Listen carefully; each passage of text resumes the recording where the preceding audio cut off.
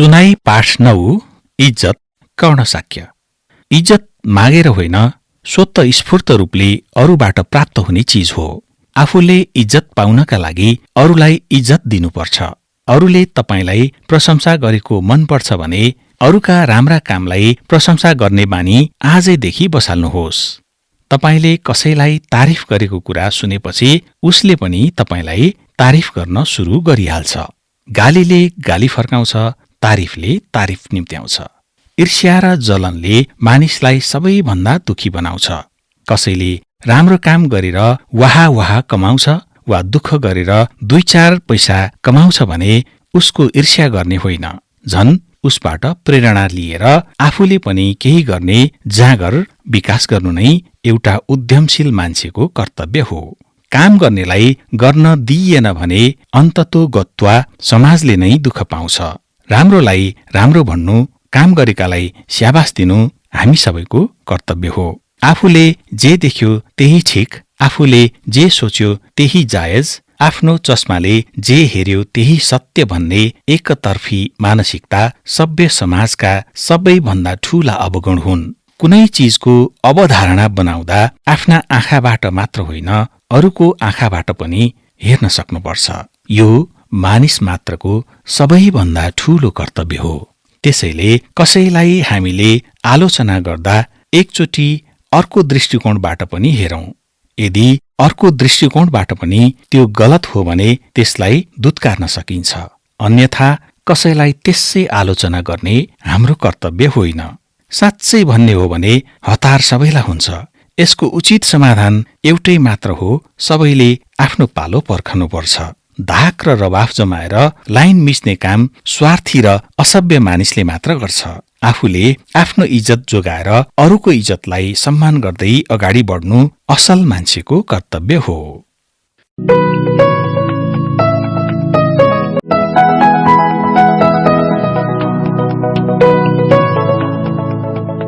सुनाई पाठ 9 इज्जत कर्णशाक्य।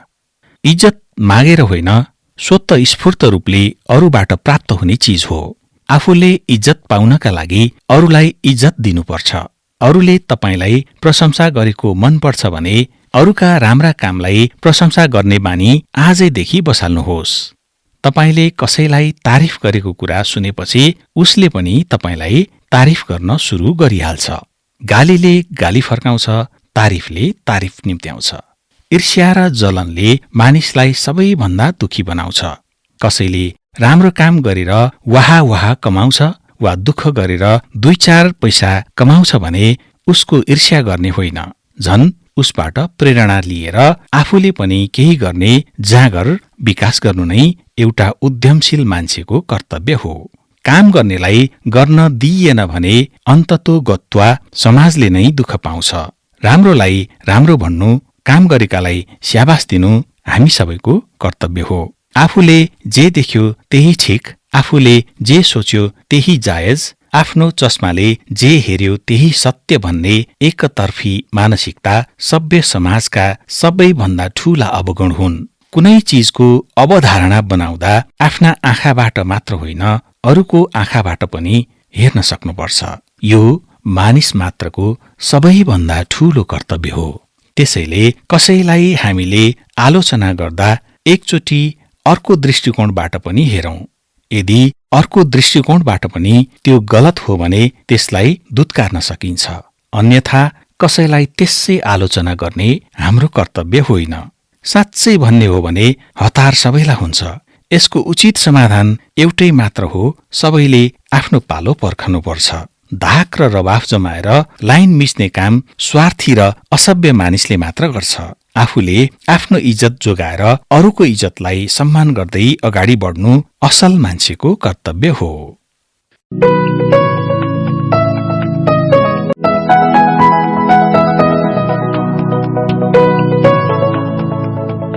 सुनाई पाठ 9 इज्जत कर्णशाक्य।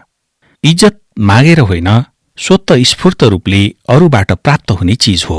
आफूले इज्जत पाउनका लागि अरूलाई इज्जत दिनुपर्छ। अरूले तपाईलाई प्रशंसा गरेको मन पर्छ भने अरूका राम्रा कामलाई प्रशंसा गर्ने बानी आजैदेखि बसाल्नुहोस्।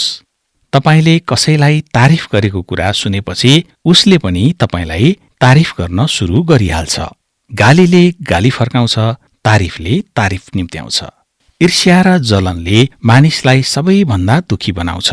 कसैले राम्रो काम गरेर वाहा वाहा कमाउँछ वा दुःख गरेर 2-4 पैसा कमाउँछ भने उसको ईर्ष्या गर्ने होइन, झन् उसबाट प्रेरणा लिएर आफूले पनि केही गर्ने जाँगर विकास गर्नु नै एउटा उद्यमशील मान्छेको कर्तव्य हो।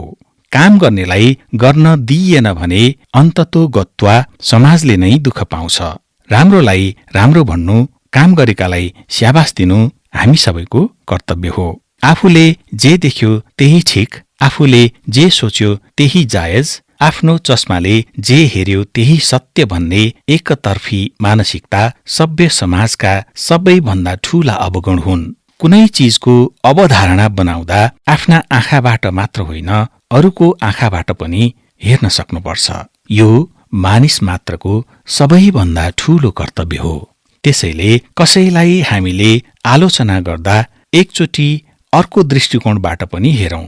यदि अर्को दृष्टिकोणबाट पनि त्यो गलत हो भने त्यसलाई दुत्कार्न सकिन्छ। अन्यथा कसैलाई त्यसै आलोचना गर्ने हाम्रो कर्तव्य होइन। साँच्चै भन्ने हो भने हतार सबैलाई हुन्छ। यसको उचित समाधान एउटै मात्र हो, सबैले आफ्नो पालो पर्खनुपर्छ। धाक र रवाफ जमाएर लाइन मिच्ने काम स्वार्थी र असभ्य मानिसले मात्र गर्छ। आफूले आफ्नो इज्जत जोगाएर अरूको इज्जतलाई सम्मान गर्दै अगाडि बढ्नु असल मान्छेको कर्तव्य हो।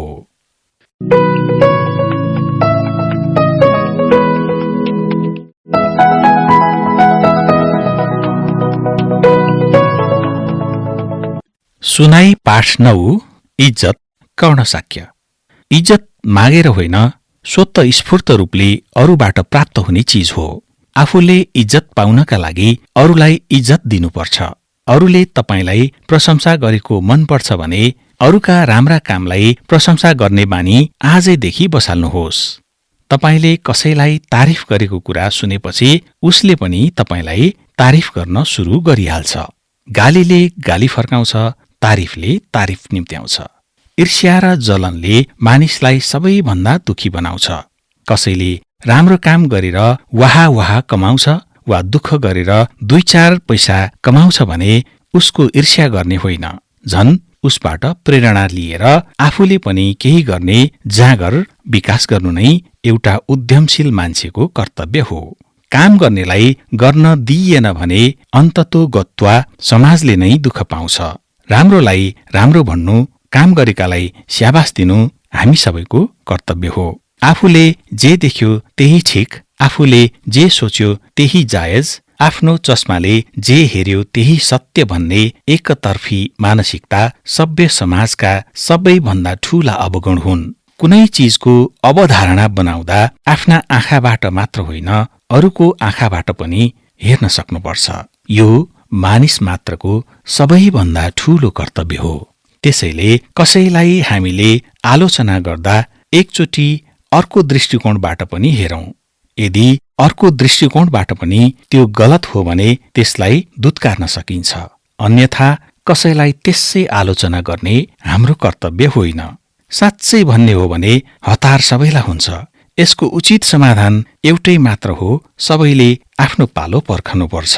धाक र रवाफ जमाएर लाइन मिच्ने काम स्वार्थी र असभ्य मानिसले मात्र गर्छ।